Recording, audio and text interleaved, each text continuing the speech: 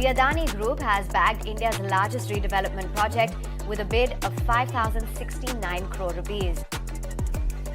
क्या 10 लाख की आबादी वाली धारावी की तस्वीर बदलेगी?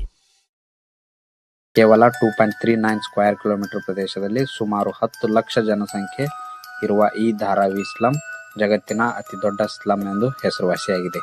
ಇಷ್ಟೊಂದು ಜನಸಾಂದ್ರತೆ ಹೊಂದಿರುವ ಧಾರಾವಿ ಸ್ಲಂ ಪ್ರದೇಶವು 18ನೇ ಶತಮಾನದಲ್ಲಿ ಪ್ರಧಾನವಾಗಿ ಮ್ಯಾಂಗ್ರೋವ್ ಜೋಗು ಪ್ರದೇಶವನ್ನ ಹೊಂದಿರುವ ಒಂದು ದ್ವೀಪವಾಗಿತ್ತು. ಕ್ರಮೇಣವಾಗಿ ಇಲ್ಲಿ ಜನವಸತಿ ಪ್ರಾರಂಭವಾಗಿರೋದ್ರಿಂದ 19ನೇ ಶತಮಾನದ ಅಂತ್ಯಕ್ಕೆ ಒಂದು ಚಿಕ್ಕ ಹಳ್ಳಿಯಾಗಿ ಬೆಳೆಯುತ್ತೆ. ಅಲ್ಲಿ ಕೋಲಿ ಮೀನುಗಾರರು ವಾಸಿಸ್ತಾ ಇದ್ರು. ಧಾರಾವಿಯನ್ನ ಆಗ ಕೋಳಿವಾಡ ಗ್ರಾಮ ಎಂದು ಕರೆಯಲಾಗ್ತಾ ಇತ್ತು. ನಂತರ 1850ರ ದಶಕದಲ್ಲಿ ಈಸ್ಟ್ ಇಂಡಿಯಾ ಕಂಪನಿ ಮತ್ತು ಬ್ರಿಟಿಷ್ ರಾಜ್ ಅಡಿ ಈ ಪ್ರದೇಶ ಬೆಳೆದು ಅಲ್ಲಿನ ಜನಸಂಖ್ಯೆ 500,000 ವರೆಗೆ ತಲುಪುತ್ತೆ. ಈ ಪ್ರದೇಶ ಮತ್ತಷ್ಟು ವಿಸ್ತಾರಗೊಂಡು ಆ ಸಮಯದಲ್ಲಿ ಅಲ್ಲಿನ ಜನಸಾಂದ್ರತೆಯು ಲಂಡನ್ ಜನಸಾಂದ್ರತೆಗಿಂತ 10 ಪಟ್ಟು ಹೆಚ್ಚಾಗುತ್ತೆ. ಅದೇ ಸಮಯದಲ್ಲಿ ಧಾರಾವಿಯಲ್ಲಿ ಅತ್ಯಂತ ಮಾಲಿನ್ಯಕಾರಕ ಕಾರ್ಖಾನೆಗಳು ಮತ್ತು ಚರ್ಮದ ಕಾರ್ಖಾನೆಗಳು ಪ್ರಾರಂಭಗೊಳ್ಳುತ್ತವೆ. ಮೊದಲ ಚರ್ಮದ ಕಾರ್ಖಾನೆ 1887ರಲ್ಲಿ ಪರ್ಯಾಯ ದ್ವೀಪ ಬಾಂಬೆಯಿಂದ ಧಾರಾವಿಗೆ ಸ್ಥಳಾಂತರಗೊಳ್ಳುತ್ತೆ. ಆ ಸಮಯದಲ್ಲಿ ಚರ್ಮದ ವೃತ್ತಿ ಮಾಡುತ್ತಿದ್ದ ಭಾರತೀಯ ಜನರು ಧಾರಾವಿಗೆ ತೆರಳುತ್ತಾರೆ ಮತ್ತು ಗುಜರಾತಿನ ಕುಂಬಾರ ಸಮುದಾಯದ ಜನರು ಸಹ ಅಲ್ಲೇ ವಾಸಿಸ್ತಾ ಇರ್ತಾರೆ. ಇವರಿಗೆ ಅಲ್ಲಿನ ವಸಾಹತ್ಶಾಹಿ ಸರ್ಕಾರ 1895ರಲ್ಲಿ 99 ವರ್ಷಗಳ ಭೂಗುತ್ತಿಗೆಯನ್ನ ನೀಡುತ್ತೆ. ನಂತರ ಅಲ್ಲಿ ಉತ್ತರ ಪ್ರದೇಶದ ಕಸೂತಿ ಕಾರ್ಮಿಕರಂತಹ ಇತರ ಕುಶಲಕರ್ಮಿಗಳು ಸಿದ್ಧ ಉಡುಪುಗಳ ವ್ಯಾಪಾರವನ್ನ ಪ್ರಾರಂಭಿಸ್ತಾರೆ. ಈ ಕೈಗಾರಿಕೆಗಳು ಉದ್ಯೋಗಗಳನ್ನ ಸೃಷ್ಟಿಸೋದ್ರಿಂದ ಉದ್ಯೋಗವನ್ನ ಹುಡುಕ್ತಿರುವ ಗ್ರಾಮೀಣ ವಲಸಿಗರು ಬಾಂಬೆಗೆ ಬಂದು ಅಲ್ಲಿನ ಜನಸಂಖ್ಯೆ 1 ಮಿಲಿಯನ್ಗಿಂತ ಹೆಚ್ಚಿಗೆ ತಲುಪುತ್ತೆ. ಆದರೆ ಆಗಿನ ಸರ್ಕಾರ ಅಲ್ಲಿ ಮೂಲಭೂತ ಸೌಕರ್ಯಗಳನ್ನ ಕಲ್ಪಿಸೋದಕ್ಕೆ ಯಾವುದೇ ಪ್ರಯತ್ನವನ್ನ ಮಾಡೋದಿಲ್ಲ ಮತ್ತು ಆ ಪ್ರದೇಶದಲ್ಲಿ ನೈರ್ಮಲ್ಯ, ಚರಂಡಿ, ಕುಡಿಯುವ ನೀರು ಮತ್ತು ಇತರೆ ಯಾವುದೇ ಮೂಲಭೂತ ಸೌಕರ್ಯಗಳನ್ನ ನಿರ್ಮಾಣಕ್ಕೆ ಅಲ್ಲಿನ ಸರ್ಕಾರ ಹೂಡಿಕೆ ಸಹ ಮಾಡೋದಿಲ್ಲ. ಇದರಿಂದ ಅಲ್ಲಿನ ಜನವಸತಿ ತುಂಬಾ ಅಸ್ತವ್ಯಸ್ತದಿಂದ ಬೆಳೆಯುತ್ತೆ. ಆ ಸಮಯದಲ್ಲಿ ಧಾರಾವಿಯಲ್ಲಿ ನೆಲೆಸಿದ ಕೆಲವು ಸಂಘಟನೆಗಳು ಮತ್ತು ಧಾರ್ಮಿಕ ಸಮುದಾಯಗಳು ಅಲ್ಲಿ ರಾಜಕೀಯ ಪಕ್ಷಗಳನ್ನ ರಚಿಸುವ ಮೂಲಕ ಮನೆ, ಶಾಲೆ, ದೇವಾಲಯಗಳನ್ನ ನಿರ್ಮಿಸೋದಕ್ಕೆ ಸಹಾಯವನ್ನ ಮಾಡ್ತಾರೆ. ಧಾರಾವಿಯಲ್ಲಿ 1887ರಲ್ಲಿ ಮೊದಲ ಮಸೀದಿಯನ್ನ ನಿರ್ಮಿಸಲಾಗುತ್ತೆ. ನಂತರ 1913ರಲ್ಲಿ ಮೊದಲ ಹಿಂದೂ ಗಣೇಶ ದೇವಾಲಯವನ್ನ ಅಲ್ಲಿ ನಿರ್ಮಿಸಲಾಗುತ್ತೆ. ಭಾರತ 1947ರಲ್ಲಿ ಸ್ವತಂತ್ರ ಪಡೆಯುವ ಹೊತ್ತಿಗೆ ಧಾರಾವಿಯು ಬಾಂಬೆ ಮತ್ತು ಇಡೀ ಭಾರತದಲ್ಲಿಯೇ ಅತಿ ದೊಡ್ಡ ಕೊಳಚೆ ಪ್ರದೇಶವಾಗಿ ಬೆಳೆಯುತ್ತೆ. ಆಗ ಧಾರಾವಿಯಲ್ಲಿ ಇನ್ನೂ ಕೆಲವು ಖಾಲಿ ಜಾಗಗಳು ಉಳಿದಿದ್ದು ಅದನ್ನು ಸಹ ನಗರದ ತ್ಯಾಜ್ಯ ವಿಲೇವಾರಿ ಪ್ರದೇಶವನ್ನಾಗಿ ಬಳಸಲಾಗುತ್ತೆ. ನಂತರ ಕ್ರಮೇಣವಾಗಿ ಬೆಳೆದ ಬಾಂಬೆ ನಗರವು ಧಾರಾವಿಯನ್ನ ಸುತ್ತುವರಿಯೋದ್ರಿಂದ ಧಾರಾವಿ ಸ್ಲಂ ಆರ್ಥಿಕತೆಯ ಕೇಂದ್ರವಾಗುತ್ತೆ. 1950ರ ದಶಕದಿಂದ ಧಾರಾವಿ ಸ್ಲಂ ಅಭಿವೃದ್ಧಿಗೆ ಹಲವು ಯೋಜನೆಗಳನ್ನ ಕೈಗೊಂಡ್ರೂ ಸಹ ಹಣಕಾಸು ಮತ್ತು ರಾಜಕೀಯ ಬೆಂಬಲದ ಕೊರತೆಯಿಂದ ಯೋಜನೆಗಳು ವಿಫಲಗೊಳ್ಳುತ್ತವೆ. 1960ರಲ್ಲಿ ಧಾರಾವಿ ಸಹಕಾರಿ ವಸತಿ ಸಂಘವನ್ನ ರಚಿಸಲಾಗುತ್ತೆ. ಆ ಪ್ರದೇಶದ ಪ್ರಸಿದ್ಧ ಜನಸೇವಕ ಮತ್ತು ಕಾಂಗ್ರೆಸ್ ನಾಯಕ ಶ್ರೀ ಎಂ.ವಿ. ದೊರೆಸ್ವಾಮಿ ಅವರಿಂದ 338 ಪ್ಲಾಟ್ ಮತ್ತು 97 ಅಂಗಡಿಗಳನ್ನ ಉನ್ನತೀಕರಿಸಲಾಗುತ್ತೆ. ಆ ಪ್ರದೇಶವನ್ನ ನಂತರ ಡಾಕ್ಟರ್ ಬಳಿಗಾರ್ ನಗರ ಎಂದು ಹೆಸರಿಸಲಾಗುತ್ತೆ. 20ನೇ ಶತಮಾನದ ಅಂತ್ಯದ ವೇಳೆಗೆ ಧಾರಾವಿ ಸ್ಲಂ 175 ಹೆಕ್ಟೇರ್ ಪ್ರದೇಶವನ್ನ ಆಕ್ರಮಿಸಿಕೊಂಡು ಪ್ರತಿ ಹೆಕ್ಟರ್ಗೆ 2,900ಕ್ಕೂ ಹೆಚ್ಚು ಜನಸಾಂದ್ರತೆಯನ್ನ ಹೊಂದಿರುವ ಪ್ರದೇಶವಾಗಿ ಬೆಳೆಯುತ್ತೆ.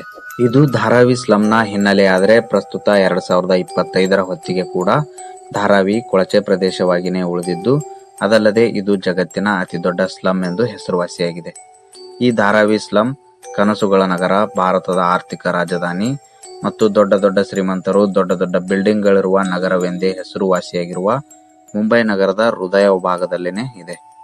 ಧಾರಾವಿ ಸ್ಲಂ ಮುಂಬೈನ ಪಶ್ಚಿಮ ಮತ್ತು ಮಧ್ಯ ರೈಲ್ವೆಗಳ ನಡುವೆ ಇರುವ ಒಂದು ದೊಡ್ಡ ಪ್ರದೇಶವಾಗಿದ್ದು, ಇದು ಮುಂಬೈನ ವಿಮಾನ ನಿಲ್ದಾಣಕ್ಕೂ ಕೂಡ ಹತ್ತಿರವಾಗುತ್ತೆ. ಅದಲ್ಲದೆ ಧಾರಾವಿಯ ಉತ್ತರಕ್ಕೆ ಮೀತಿ ನದಿ ಕೂಡ ಹರಿಯುತ್ತೆ. ಒಂದಾನೊಂದು ಕಾಲದಲ್ಲಿ ಇಲ್ಲಿ ಹರಿಯುತ್ತಿದ್ದ ಸ್ವಚ್ಛ ನದಿ ಕೂಡ ಎಂದು ಮುಂಬೈ ನಗರದ ಹೊಲಸನ್ನ ಹೊತ್ತು ಒಯ್ಯುವ ಅತಿ ದೊಡ್ಡ ಚರಂಡಿಗಳಾಗಿ ಬದಲಾಗಿವೆ. ಅದಲ್ಲದೆ ಧಾರಾವಿ ಸ್ಲಂನಲ್ಲಿ ಜನ ವಾಸಿಸೋದ್ರಿಂದ ಮನುಷ್ಯನ ಜೀವಿತಾವಧಿ 10 ವರ್ಷ ಕಡಿಮೆ ಆಗುತ್ತೆ. ಅಂದ್ರೆ ಉತ್ತಮ ವಾತಾವರಣದಲ್ಲಿ 60 ವರ್ಷ ಬದುಕುವ ವ್ಯಕ್ತಿ ಈ ಧಾರಾವಿ ಸ್ಲಂನಲ್ಲಿ ಜನಿಸೋದ್ರಿಂದ 50 ವರ್ಷಕ್ಕೆ ನಿಧನರಾಗ್ತಾನೆ. ಅಂದ್ರೆ ವ್ಯಕ್ತಿಯ ಜೀವಿತಾವಧಿ 10 ವರ್ಷ ಕಡಿಮೆ ಆಗುತ್ತೆ. ಯಾಕಂದ್ರೆ ಅಲ್ಲಿನ ಕಲುಷಿತ ವಾತಾವರಣದಿಂದ ಲಂಗ್ ಕ್ಯಾನ್ಸರ್, ಅಸ್ತಮಾನಂತಹ ವಿವಿಧ ರೋಗಗಳಿಗೆ ಒಳಪಟ್ಟು ವ್ಯಕ್ತಿ ಬೇಗ ಸಾವನ್ನಪ್ತಾನೆ.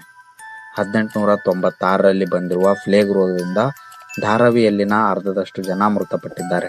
ಅಲ್ಲಿನ ದೊಡ್ಡ ದೊಡ್ಡ ಚರಂಡಿಗಳ ಪಕ್ಕನೆ ಜನ ವಾಸಿಸೋದ್ರಿಂದ ಅಲ್ಲಿನ ಮನೆಗಳ ಒಳಗಡೆ ಸದಾ ಸೊಳ್ಳೆಗಳು ಮತ್ತು ವಾಸನೆ ಬರುತ್ತೆ. ಈ ಚರಂಡಿಗಳನ್ನ ವರ್ಷಕ್ಕೆ 1 ಬಾರಿ ಸ್ವಚ್ಛಗೊಳಿಸಲಾಗುತ್ತೆ. ಕೆಲವೊಂದು ಬಾರಿ ಅದನ್ನು ಸಹ ಮಾಡೋದಿಲ್ಲ. ಅಲ್ಲಿನ ಮಕ್ಕಳು ಚರಂಡಿಯ ಪಕ್ಕದಲ್ಲಿನೇ ಆಟ ಆಡೋದು ಓಡಾಡೋದ್ರಿಂದ ಎಷ್ಟೋ ಮಕ್ಕಳು ಚರಂಡಿ ಒಳಗಡೆ ಬಿದ್ದು ಗಾಯಗಳನ್ನ ಮಾಡ್ಕೊಂಡಿದ್ದಾರೆ. ಇನ್ನು ಕೆಲವು ಮಕ್ಕಳು ಮೃತಪಟ್ಟಿದ್ದಾರೆ.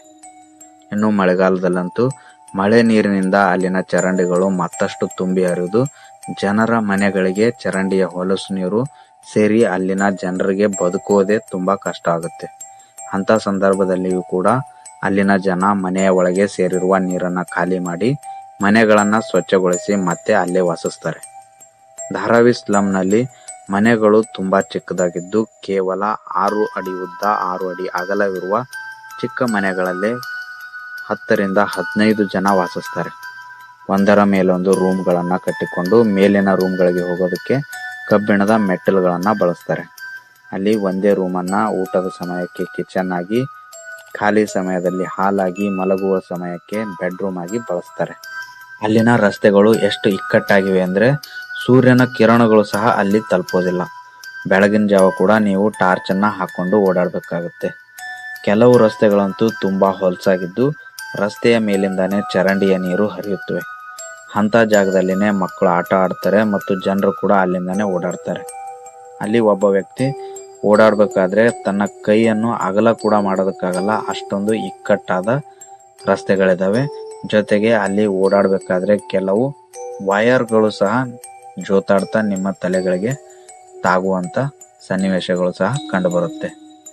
ಅಲ್ಲಿನ ಜನರಿಗೆ ಒದಗಿಸುವ ಕುಡಿಯುವ ನೀರಿನ ಪೈಪ್ಗಳನ್ನು ಸಹ ಇದೇ ಹೊಲಸು ಚರಂಡಿಗಳ ಮುಖಾಂತರ ಹಾಯಿಸಲಾಗಿದೆ. ಇದೇ ಚರಂಡಿಗಳಲ್ಲಿನ ಪೈಪ್ಗಳ ಮುಖಾಂತರ ಕುಡಿಯುವ ನೀರು ಹರಿದು ಜನರ ಮನೆಗಳಿಗೆ ತಲುಪುತ್ತವೆ. ಅಲ್ಲಿ ಪ್ರತಿ ಮನೆಗಳಲ್ಲಿ ಟಾಯ್ಲೆಟ್ ರೂಮ್ಗಳು ಕೂಡ ಇಲ್ಲ. ನಾವು ಪ್ರತಿನಿತ್ಯ ಎದ್ದೊಳಕ್ಕೆ ಯೋಚನೆ ಮಾಡುವಷ್ಟರಲ್ಲಿನೇ ಅಲ್ಲಿ ಸಾವಿರಾರು ಜನ ಬೆಳಗ್ಗೆ ಟಾಯ್ಲೆಟ್ ಅನ್ನ ಮುಗಿಸಿರ್ತಾರೆ. ಇನ್ನು ಕೆಲವು ಜನ ಟಾಯ್ಲೆಟ್ ಹೋಗೋಕೆ ವೇಟ್ ಮಾಡ್ತಿರ್ತಾರೆ. ಈಗಲೂ ಸಹ ಒಂದು ಟಾಯ್ಲೆಟ್ ರೂಮ್ನ ಬಳಸೋದಕ್ಕೆ ಸಾವಿರಾರು ಜನ ಸಾಲಲ್ಲಿ ನಿಲ್ತಾರೆ ಅಂದ್ರೆ ಗ್ಲೋಬಲ್ ಲೀಡರ್ ಆಗುವ ಕನಸು ಕಾಣುತ್ತಿರೋ ಭಾರತಕ್ಕೆ ಇದೊಂದು ದೊಡ್ಡ ಸವಾಲು ಅಂತಾನೆ ಹೇಳ್ಬೋದು. ಇಲ್ಲಿನ ಕುಟುಂಬಗಳು ಪ್ರತಿನಿತ್ಯ ಸುಮಾರು 50 ರೂಗಳವರೆಗೆ ಕೇವಲ ಟಾಯ್ಲೆಟ್ ರೂಮ್ಗಳನ್ನ ಬಳಸೋದಕ್ಕೆ ಖರ್ಚನ್ನ ಮಾಡ್ತಾರೆ. ಕೆಲವೊಂದು ಟಾಯ್ಲೆಟ್ ರೂಮ್ಗಳಂತೂ ಹಣ ಕೊಟ್ಟು ನೀರು ಸಹ ಇವರೇ ತೆಗೆದುಕೊಂಡು ಹೋಗ್ಬೇಕು. ಅಲ್ಲಿ ವಾಸಿಸೋ ಜನರ ಸಂಬಂಧಿಕರು ಒಮ್ಮೆ ಅವರ ಮನೆಗಳಿಗೆ ಹೋದ್ರೆ ಜೀವನದಲ್ಲಿ ಮತ್ತೊಮ್ಮೆ ಅವ್ರ ಹತ್ರ ಹೋಗೋದಕ್ಕೆ ಬಯಸೋದಿಲ್ಲ ಅಂತ ಹೇಳಿ ಅಲ್ಲಿ ವಾಸಿಸೋ ಕೆಲ ಜನರು ಹೇಳ್ತಾರೆ. ಅಲ್ಲಿನ ಶಾಲೆಗಳು ಅಲ್ಲಿನ ಹೊಲಸು ಧೂಳಿನಿಂದ ತುಂಬಿರುತ್ತೆ ಅಂದ್ರೆ ಅಲ್ಲಿ ವಾಸಿಸೋ ಮಕ್ಕಳ ಪರಿಸ್ಥಿತಿ ಏನು? ಅಲ್ಲಿನ ರಸ್ತೆಗಳು ಎಷ್ಟು ಇಕ್ಕಟ್ಟಾಗಿವೆ ಅಂದ್ರೆ ಎಂಥ ಹೆಲ್ತ್ ಎಮರ್ಜೆನ್ಸಿಯಲ್ಲೂ ಕೂಡ ನೀವು ಅಲ್ಲಿ ಆಂಬ್ಯುಲೆನ್ಸ್ ಅನ್ನ ತೆಗೆದುಕೊಂಡು ಹೋಗೋದಕ್ಕೆ ಸಾಧ್ಯ ಆಗೋದಿಲ್ಲ. ಎಲ್ಲಿಯಾದ್ರೂ ಬೆಂಕಿ ಅನಾಹುತಗಳಾದ್ರೆ ಫೈರ್ ಇಂಜನ್ ವಾಹನ ಕೂಡ ನೀವು ಅಲ್ಲಿ ತೆಗೆದುಕೊಂಡು ಹೋಗಿ ಬೆಂಕಿಯನ್ನ ಆರಿಸೋದಕ್ಕೆ ಸಾಧ್ಯ ಆಗೋದಿಲ್ಲ. ಅಂತ ಒಂದು ಇಕ್ಕಟ್ಟಿನ ರಸ್ತೆಗಳು ಅಲ್ಲಿ ಇದಾವೆ. ನಮ್ಮ ಸಂವಿಧಾನ ನಮಗೆ ಬದುಕುವ ಹಕ್ಕನ್ನ ನೀಡುತ್ತೆ. ಆದ್ರೆ ಎಂಥ ಜೀವನವನ್ನ? ಹೊಲಸು ಚರಂಡಿಗಳ ಪಕ್ಕದಲ್ಲಿನ ಬದುಕು, ಉಸಿರಾಡೋದಕ್ಕೂ ಸ್ವಚ್ಛ ಗಾಳಿ ಕೂಡ ಇಲ್ಲ, ಬಳಸೋದಕ್ಕೆ ಸ್ವಚ್ಛ ಶೌಚಾಲಯಗಳು ಕೂಡ ಅಲ್ಲಿ ಇಲ್ಲ. ಹಾಗಂತ ಅಲ್ಲಿ ವಾಸಿಸೋ ಜನರು ಯಾರು ಕೆಲಸ ಮಾಡದೇ ಇರೋ ನಿರುದ್ಯೋಗಿಗಳಲ್ಲ. ಧಾರಾವಿ ಸ್ಲಂನಲ್ಲಿ 90% ಜನ ಎಲ್ಲರೂ ಉದ್ಯೋಗಸ್ಥರೇ, ಶ್ರಮಜೀವಿಗಳಾಗಿದ್ದಾರೆ. ಅಲ್ಲಿ ಕೇವಲ 10 ರಿಂದ 15% ಜನ ಮಾತ್ರ ನಿಮಗೆ ನಿರುದ್ಯೋಗಿಗಳು ಸಿಗ್ತಾರೆ, ಅದು ಸಹ ಕೆಲವು ದಿನಗಳವರೆಗೆ ಮಾತ್ರ. ಧಾರಾವಿಯಲ್ಲಿ ಎಲ್ಲ ಜಾತಿ, ಧರ್ಮ, ಬೇರೆ ಬೇರೆ ಭಾಷೆಗಳ ಮತ್ತು ಬೇರೆ ಬೇರೆ ರಾಜ್ಯಗಳ ಜನರು ತುಂಬಾ ಸೌಹಾರ್ದಯುತವಾಗಿ ಬದುಕ್ತಾರೆ. ಅಲ್ಲಿನ ಜನರ ಸಂಘರ್ಷ ಯಾವುದೇ ಜಾತಿ ಧರ್ಮಕ್ಕಾಗಿ ಅಲ್ಲ, ಮೂಲಭೂತ ಸೌಕರ್ಯ ಮತ್ತು ಜೀವಿಸೋದಕ್ಕಾಗಿ ಪ್ರತಿನಿತ್ಯ ಬೆಳಗ್ಗೆಯಿಂದ ರಾತ್ರಿಯವರೆಗೆ ತುಂಬಾ ಕಷ್ಟಪಟ್ಟು ದುಡಿತಾರೆ. ಧಾರಾವಿ ಸ್ಲಂನಲ್ಲಿ ಸುಮಾರು 58,000 ಕುಟುಂಬಗಳು ವಾಸಿಸ್ತಾ ಇದ್ದು 15,000 ಬಿಸ್ನೆಸ್ಗಳಿದಾವೆ.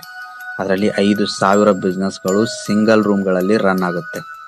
ಧಾರಾವಿಯಲ್ಲಿ ಬಂಗಾರದಿಂದ ತಗಡಿನವರೆಗೆ, ಮಣ್ಣಿನಿಂದ ಅಡುಗೆ ಸಾಮಾನುವರೆಗೆ, ಮನುಷ್ಯನ ಹುಟ್ಟಿನಿಂದ ಸಾಯುವವರೆಗೆ ಬೇಕಾಗುವ ಎಲ್ಲ ವಸ್ತುಗಳು ತಯಾರಾಗುತ್ತವೆ. ಇಲ್ಲಿ ಸಾಂಪ್ರದಾಯಿಕ ಪದ್ಧತಿಯಲ್ಲಿ ಮಡಿಕೆಗಳ ತಯಾರಿಕೆ ಮತ್ತು ಟೆಕ್ಸ್ಟೈಲ್ ಇಂಡಸ್ಟ್ರಿಗಳಿದ್ದು ಧಾರಾವಿ ಜಗತ್ತಿನ ವಿವಿಧ ದೇಶಗಳಿಗೆ ಲೆದರ್, ಜ್ಯುವೆಲರಿ, ಟೆಕ್ಸ್ಟೈಲ್ ಮತ್ತು ಅದರ್ ಎಕ್ಸೆಸರೀಸ್ ನಂತ ಗೂಡ್ಸ್ ಅನ್ನ ಎಕ್ಸ್ಪೋರ್ಟ್ ಮಾಡುತ್ತೆ. ಧಾರಾವಿ ಸ್ಲಂನಲ್ಲಿ ಮುಂಬೈ ನಗರದ 80% ಪ್ಲಾಸ್ಟಿಕ್ ರೀಸೈಕ್ಲಿಂಗ್ ನಡೆಯುತ್ತೆ. ಇದು ಸುಮಾರು 2,50,000 ಜನರಿಗೆ ಉದ್ಯೋಗವನ್ನ ನೀಡಿದೆ. ನಾವು ವೇಸ್ಟ್ ಎಂದು ಬಿಸಾಕೋ ಎಷ್ಟೋ ವಸ್ತುಗಳಿಂದ ಅಲ್ಲಿನ ಎಷ್ಟೋ ಜನರ ಮನೆಗಳು ನಡೆಯುತ್ತವೆ. ಧಾರಾವಿಯಲ್ಲಿ ವಾರ್ಷಿಕ ವಹಿವಾಟು ಸುಮಾರು 500 ಮಿಲಿಯನ್ ನಿಂದ 650 ಮಿಲಿಯನ್ ವರೆಗೆ ಅಥವಾ 1 ಬಿಲಿಯನ್ಗಿಂತ ಹೆಚ್ಚು ಇದೆ ಎಂದು ಅಂದಾಜಿಸಲಾಗಿದೆ. ಒಂದಾನೊಂದು ಕಾಲದಲ್ಲಿ ಜೌಗು ಭೂಮಿಯಾಗಿದ್ದ ಈ ಪ್ರದೇಶ ಇಂದು ಜಗತ್ತಿನ ಅತಿ ದೊಡ್ಡ ಸ್ಲಂ ಪ್ರದೇಶವಾಗಿ ಬೆಳೆದಿದೆ. ಆದಷ್ಟು ಬೇಗ ಎಲ್ಲ ವಿವಾದಗಳನ್ನು ಬಗೆಹರಿಸಿ ಅಲ್ಲಿನ ಜನರಿಗೆ ಮೂಲಭೂತ ಸೌಕರ್ಯಗಳನ್ನು, ಮನೆಗಳನ್ನು ಮತ್ತು ಬದುಕುವುದಕ್ಕೆ ಉತ್ತಮವಾದ ವಾತಾವರಣವನ್ನು ಕಲ್ಪಿಸಿಕೊಡ್ಬೇಕು. ಇದರಿಂದ ಮುಂದಿನ ಪೀಳಿಗೆಗೆ ಉತ್ತಮ ಭವಿಷ್ಯವನ್ನ ರೂಪಿಸಿದಂತಾಗುತ್ತೆ ಮತ್ತು ಅಲ್ಲಿರುವ ಎಷ್ಟೋ ಯುವ ಪ್ರತಿಭಾವಂತರ ಮತ್ತು ಆ ಸ್ಲಂನಿಂದ ಹೊರಬಂದು ಉತ್ತಮ ಮನೆಗಳಲ್ಲಿ ವಾಸಿಸಬೇಕೆಂದು ಕನಸು ಕಾಣುತ್ತಿರುವ ಎಷ್ಟೋ ಜನರ ಕನಸನ್ನ ಈಡೇರಿಸಿದಂತಾಗುತ್ತೆ. ಅಲ್ಲಿ ವಾಸಿಸ್ತಾ ಇರೋ ಎಲ್ಲ ಜನರ ಕನಸು ಆದಷ್ಟು ಬೇಗ ಈಡೇರಲಿ ಎಂದು ಪ್ರಾರ್ಥಿಸುತ್ತಾ ಈ ವಿಡಿಯೋನ ಮುಗಿಸ್ತಾ ಇದ್ದೀನಿ.